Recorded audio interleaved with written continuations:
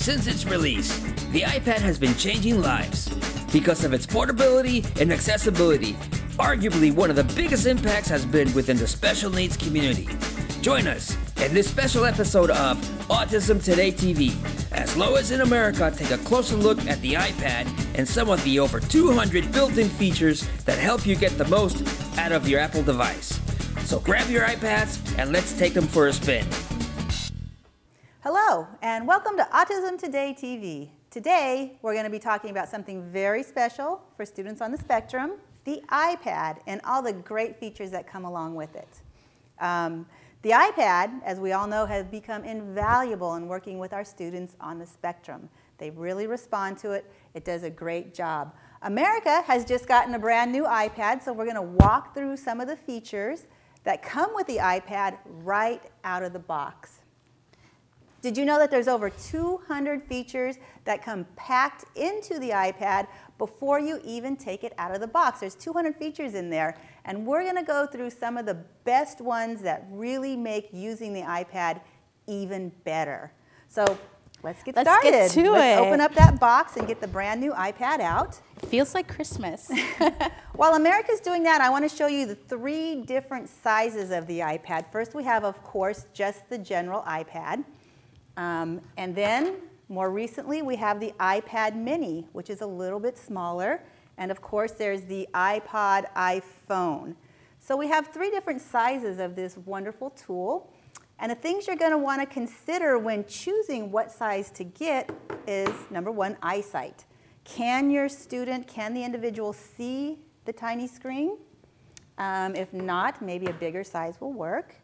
Can they manage the tiny screen with the finger? That takes a lot of fine motor control, America. So they have to be able to manage the smaller screens. The third thing you're going to want to consider is portability.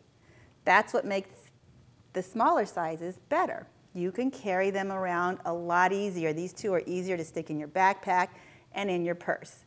This one, the larger size, of course, as you can see, sits on the desk very, very nicely and is really good for a lot of desktop work.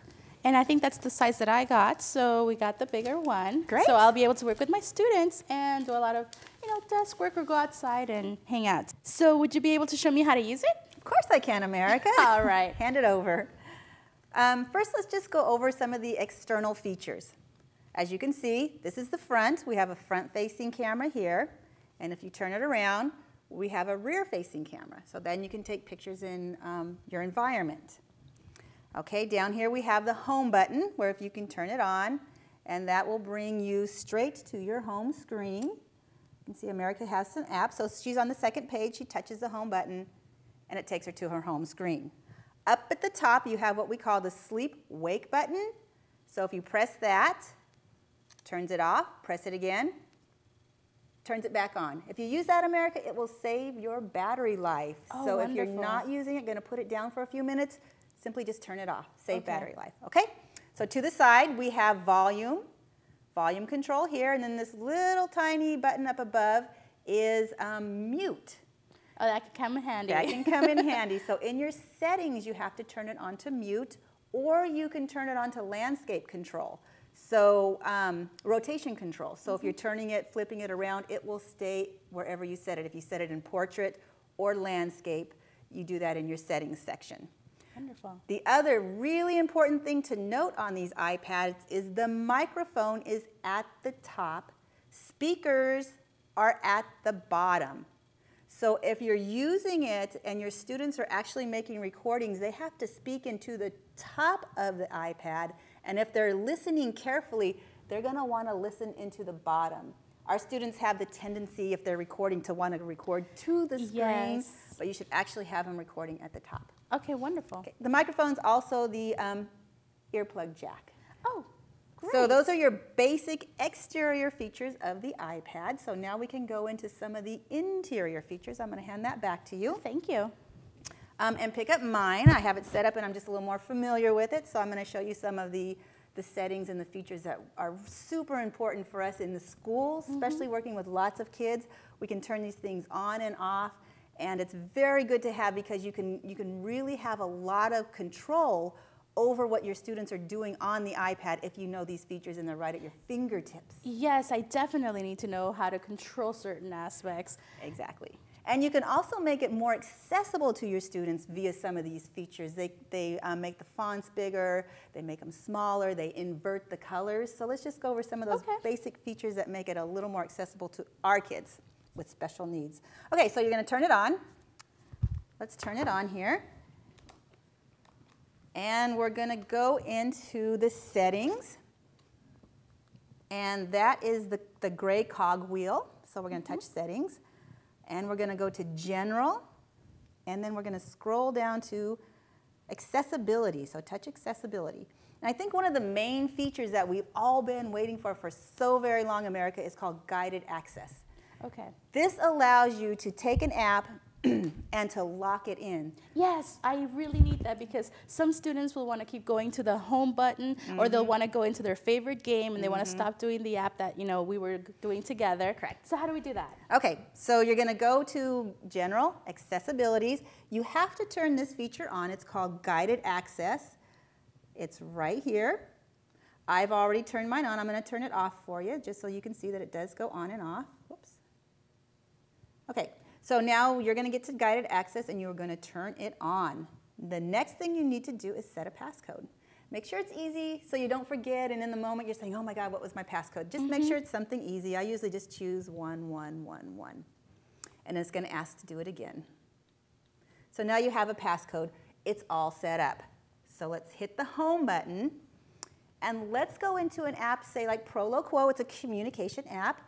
And you want to set this app on communication so that your students can actually be communicating with you. You don't want to take their iPad away and put it in the closet while they're doing their academic work. You want them to have their voice with them. Exactly. But you don't want them on YouTube. And you don't want them playing Angry Birds. What are you going to do? Now that you've set up guided access, triple click the home button. 1, 2, 3. And you see I've already killed an area, but we're going to do that again. This starts guided access. Now let's say you don't want them to say your turn. You probably do, but this is just an example. So you're going to circle that button. And now you've effectively deadened that area. So even if they do touch there, it's not going to say anything. A lot of people want to do that for their reinforcers like potato chips or candy. Yes, because sometimes they'll just want to ask for a reinforcer. Cheeto, Cheeto, Cheeto, Cheeto. Exactly. We've all heard that. And it's like not available at that time. Right. So now you have the choice of just deadening that button. So then the next thing you do is just simply press start and it goes. Now your student can click the home button and it won't take them out of their communication app. And if they do hit that one that you've killed, it's not going to keep saying that one button. And if you hit the other buttons, America, they still work. Play catch. Wonderful. So let's say that you already went through the lesson and you can actually give them the Cheetos now. So how do we get out of the guided access? Okay, so to turn guided access off, triple click again, 1, 2, 3, and put in your access code, your passcode. And end. Guided access has been turned off, and they Your turn. can touch Something different. any button they want. Wonderful. That has made such a difference in the teachers' lives, in the parents' lives, in the therapists' lives. That's probably the #1 greatest feature that they added to the new working system. And does this only work for the Proloquo to go, or is it for any app? You can lock down any app. Wonderful. So let's go into some other features. All That right. one happens to be the most asked for, requested feature. Yes. Let me tell you, though, you have to be running on iOS 6. So if you have not updated your operating systems, and I'm going to tell you how to do that. America just got a brand new iPad. I'm sure she's already completely up to snuff. But if you look at your iPad and you see the little cog wheel, and there's a red number at the top, that means you have an update just waiting for you. So you go and you press that, and it'll update your operating system, and then you can have guided access. Oh, wonderful. Does not work on an iPad 1. Okay. So don't try to use iPad 2 and above. iPad 2 and above for guided access only. Okay, so let's go into some of the other really cool features that Apple has loaded in here into the accessibility section. So we're going to go back to accessibilities, and that's the setting, the cogwheel setting. And we're going to take a look at, we're going to go back to the one called Zoom. This is for students who have low vision, America, or they want to see some detail in the work or in the picture. Or let's just say you're walking down the hall and you forgot your glasses and you're trying to read something, it's very fine print. We turn on Zoom. And again, you have to turn that on in your accessibility. So turn on Zoom, and there it is. It just zoomed you in.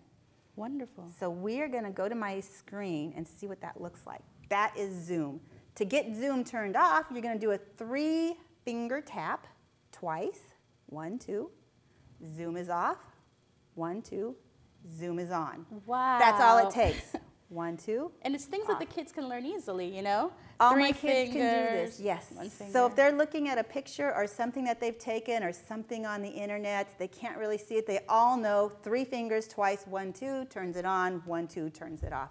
Very easy, right there in your settings. So that's called Zoom. Go back to settings. Our next one we're going to take a look at is called Speak Selection. I highly recommend, America, you put Speak Selection on all your iPads. This one is so valuable. Again, go to General, go to Accessibility. You got to tap Speak Selection, and you have to turn it on. Okay? Okay. So I'm going to turn mine on again. Oh, it has a speaking rate. Right. You can turn the rate up or down. I recommend that you turn the rate down a little bit. It's kind of a quick speaking voice. Okay. So turn it down a little bit to give our kiddos with some auditory processing difficulty. Selected content. There it is. So now it's on. You've just turned it on, and I'm going to show you how that works. It's fabulous. So we're going to click out of here. We're going to go to my notepad, into Notes, and there's a little note that I wrote. Now let's say I want to speak that. All I have to do is highlight it, and let's say I want to speak this sentence. Now it gives me a choice bar up here. I'm simply going to tap Speak. Techniques to teach nonverbal students too.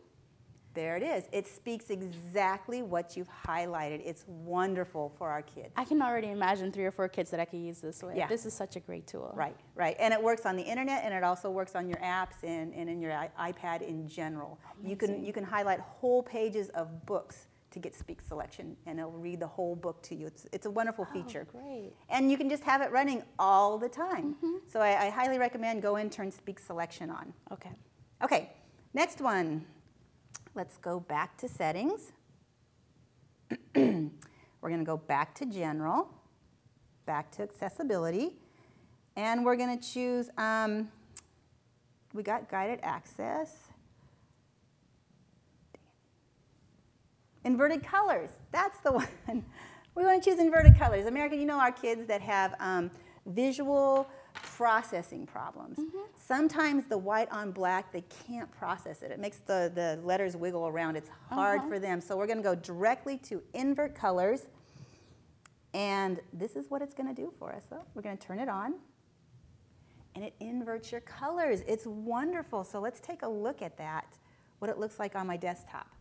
Oh. So it's taken and it's put the light on dark rather than the dark on light. So is it a bit like a negative effect?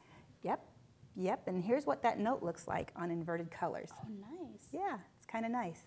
Again, not every student will use it, but it's good to know that it's there. And if you see your student having difficulty trying to read the screen, just give it a try. Yeah, it's worth see a if it try. makes it better. And there's going to be like 1 out of 10 who's the light bulb's just going to go on and they're going to say, oh my gosh, I can see it. And it's also worth if it. they might have like difficulty seeing specific colors, like color blindness and things like that, you might be able to switch out that color for a different one. Yeah, correct. That's great. So this is another really nice feature just to have turned on. And it's so easy to turn off. If they don't like it, you just go here and turn it off. And it's right back to where you started. So try your features. They go on, they go off. When I first got my iPad America, I was so afraid to get into the features and mess it up. That's how I feel. I feel like if I press the wrong button, I'm going to mess it up. You won't mess it up. Okay. You won't. These are great products. They let you go in and play, and they always let you get back to where you were. So that was called Zoom.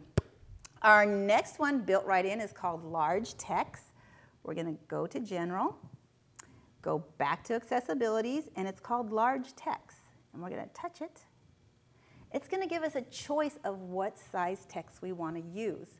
So at this point, we're going to go over to our student, grab our student, and say, what can you see? What size do you want? And this text will show up in your mail, in your contacts, in your messages, and in your notes.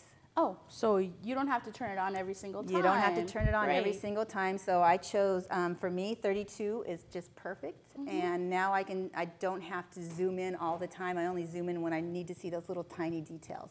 So all my text is right where I need it to be. If I'm working with a student, we just immediately go here and they pick out what size they need it to be. Just makes it that much easier. Okay, so that's called large text. Okay, so the next one is not even an accessibility feature. It's a feature called multitasking gestures. Oh, okay. And it's for those kiddos who, again, keep clicking you out of your app. Yes. Okay, I really need to pay attention. You really need these. So let's say, again, we're going to go back to Prolo Quo. We're in our communication app, and we're working real hard. And someone comes in the door, and America turns her back. And right as she turns her back, of course, the student clicks her out. America wasn't expecting that because she was doing some one-on-one therapy. So we got clicked out of that app, and let's just say they wanted to go play dress up. So America, if that happens to you, you're going to use multitasking gesture to get back to the spot where you were. Okay. And that's where you take 4 or 5 fingers and drag them across the screen. And what it does, it just files through your open apps. So we're going to take 5 fingers, and we're just going to slide it across. Oh. And now we're back to Prolo Quo to go. Wonderful. Yes, so that's called multitasking gesture. And what you have to do, let's go back to the screen, you do have to turn that on. It's not in your accessibility features. It is right here just in general features. So here it is. You can turn it off or you can turn it on. And it's just a little way to give you a little more power in your sessions where you're working one-to-one, that you can, if someone clicks out of an app, you can get right back there, right at the same place that it was clicked out of. So you don't even have to start all over. The time. Correct. That sounds Correct. Good.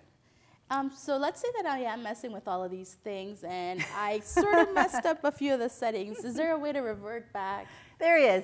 Don't be afraid. Go in there. Okay. Try them all out. But if you do get stuck somewhere, because there are some settings that if you don't touch it right, it kind of messes up the rest of the settings. Yes.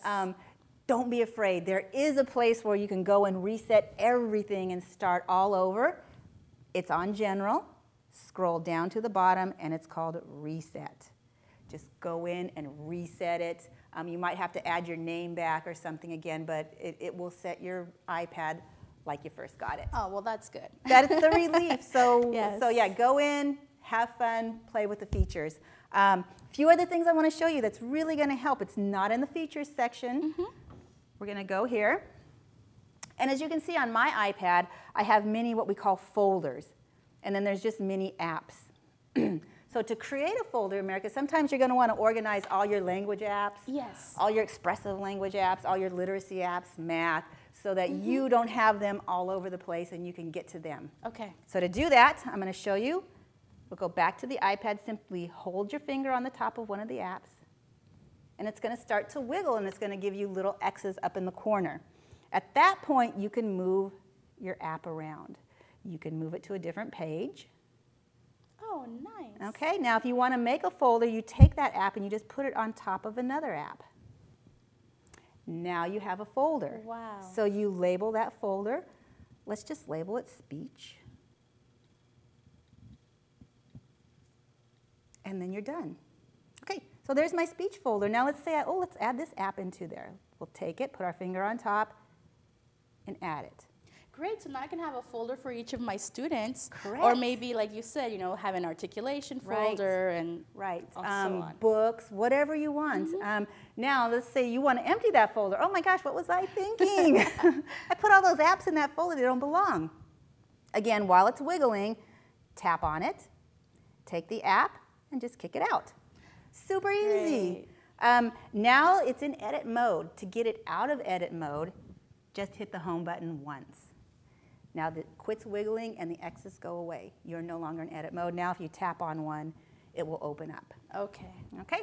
So that's called making folders. It really helps you organize your desktop. Yes, because you know, with a huge caseload, your Yes. desktop can start to look a little messy. And you only have 11 pages on your iPad. There's only 11 pages there. Okay. And I know you just got your iPad. Yes. You don't have that many apps, but after a few months, America, your iPad's going to look like mine, and it's going to be filled up. So you're going to need to start organizing into folders because it won't let you put any more than 11 pages on there. Okay. Okay? So then the next little trick I'm going to show you is called screenshot. And this is perfect. Let's go into an app I call Doodle Buddy. And it is kind of a free-flowing drawing app. My students love this. A picture that one of my students drew. Let's say I really, really love this picture and I want to save it onto my camera roll. I want to use it in some of my apps that let me customize, or I want to send it to mom. Okay. So what I'm going to do is take a screenshot of it, one finger on the home button, and one finger on the sleep-wake button. I think I'm going to show you up here. So we got one finger on the home button, one on the sleep-wake button, and we're going to click them both at the same time. And it's going to take takes a picture, puts it directly into your camera roll. Wonderful. And then you can take it from your camera roll and do whatever you want with it. Okay. So you can do that on either the internet or any app that you're working on or anything on your screen that you get. Sometimes I take my students and we go do Google word searches. Oh, nice. Like if we're looking to make a communication board and they want to put a horse in there. So we'll Google search horse and then they get to pick out whatever horse they want, screenshot save it, and then put it in their app. Great. That way they don't have to go through the whole save as, find the file. What a great shortcut. Yes, yes. So that's called screenshots. America, the last feature I want to show you is how to close down your apps. Okay. All right, here we go. This is your desktop. Every app that I've opened today is still up and running and taking my battery life. So when you're done, you want to do this maybe once a day, maybe twice a week, depending on how many apps you use. Double-click the home button, and there's a row of all the apps I've used today. As you can see, we did quite a few. Yes. As you use it during the day, you're going to have a huge line of apps. To close them down, simply touch them till they start wiggling. There's going to be a little minus sign in the upper left-hand corner. Just touch it, and it closes the apps out. A lot of folks think this deletes them off of their iPad. It does not delete them. It just closes them. So that you don't waste the battery, like you said. You don't waste battery life, so you're going to want to close them out. Okay, so that's how you close them out. Now to close that feature down, just click the home button again. And they stopped wiggling. Click it again, and you're back to your screen. Now I do want to show you a cool tip about that line of apps that are up and running. Let's say, once again, you are in Proloquo to go, and you're using it, and you're on this particular page, and all of a sudden, America turns around, and her student is getting back to Temple Run, or back to Dress Up. Okay, we can use, number one, multitasking gesture, which I showed you earlier, or you can use this technique, which is to double-click the home button, and there's my Proloquo running right there. I can tap it at this point. Comes right back to Proloquo. Oh, that's so great. So you have two techniques to get you right back to the app that your student has just checked you out of. So they can go watch YouTube. Yes. And they will do that. Students will create a little distraction. They might toss off a piece of paper or cause a little bit of distraction over here. They're really clever at that. So we need to be really clever about getting ourselves back on track. It's amazing what they'll do to get back to that Justin Bieber video. So I hope you learned. Did you have any other questions? No, I've learned so much today. I'm sure that I'll be playing a lot with all of these features. They're great. And also maybe like the camera that you showed me. And is there a video on here too? There's camera and video, and it's right in the same one. Matter of fact, since you brought that up, I'm going to show you, America. Go. Usually the camera is kept on your first page. To get to your first page, touch your home button. Takes you directly to the first page. Camera looks like this. We're going to touch camera. up pops this wonderful camera. Now you have some options on your camera. Right now it's back facing, so you can see all the junk we have behind here. We're going to turn it to front facing so you can see our studio. So it's this little icon in the corner, and now we're front facing, you can see the lights. So I'm going to turn it around again. Okay, now there's a tiny icon right down here in the corner, and if we just move it over, now we're in video mode. Oh, so you don't even have to get out. Don't even have to get out of the app. And as you see, Apple has made this very convenient. Right here is our button, our on-off button. So you can be holding it and controlling the button at the same time. Very, very convenient. Great. So, I mean, I can already make some videos, do some video modeling with my students. Correct. Maybe even get pictures of them and have them do different emotions so we can set up Right. an emotions page. Exactly. Yeah, because sometimes those other emotion faces are kind of abstract. They're like smiley faces. So And you don't really know if they're smiling or having Exactly. you don't know what those emotions are. Many of my kids get confused. They may be looking at, I had a student the other day, America, who we were looking at smiley faces. The student was focused in on the ear. On the ears. So he was calling the smiley face ear because that's what the student was cued into, where I was in a different world. We weren't thinking on the same page. So to have your student go along and take their own pictures of what they think is happy, then that'll be more meaningful to much them. more meaningful. And luckily for us, many of the developers have added the feature to import pictures, to import their own videos, and made these apps 100% customizable so that students can bring in their own work, and that really helps them own and learn Yes. what they're doing. So I love the iPad. Yeah. One more tip. If you cannot remember everything we told you today, or you have one more question, there is an iPad user guide. Okay. You have to get it in iBooks. So we're going to go to iBooks. Let's turn off the camera. And I have my iBooks on the front page. Got quite a few books in there. This is my bookshelf, and right up here at the top is the store. If you go into the iBook store, you're going to find the iPad user guide there for free. It'll go right to your bookshelf, and any questions you have, it can be answered right here. You can see, very nice, very easy to read, and it has a search bar. So if you really wanted to say, oh my gosh, I need to see guided access again, type in guided access, it will take you there. Wonderful. So I didn't have to take notes. It's It's all right take there. Notes. It's all right there. It's also accessible on Safari. Guided iPad user guide accessible on Safari. So we'll take a look at that.